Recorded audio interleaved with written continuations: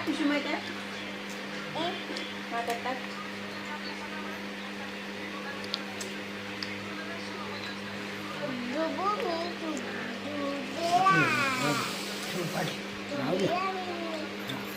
मस्त ना. अरे पटलं खाली काय करते अर्धा अर्धा खाती टाकते होय अर्धा खाऊन टाकते सगळं खाते तुला चाटायचं नाही पण चावून खायचं बाबू नाही नीट खा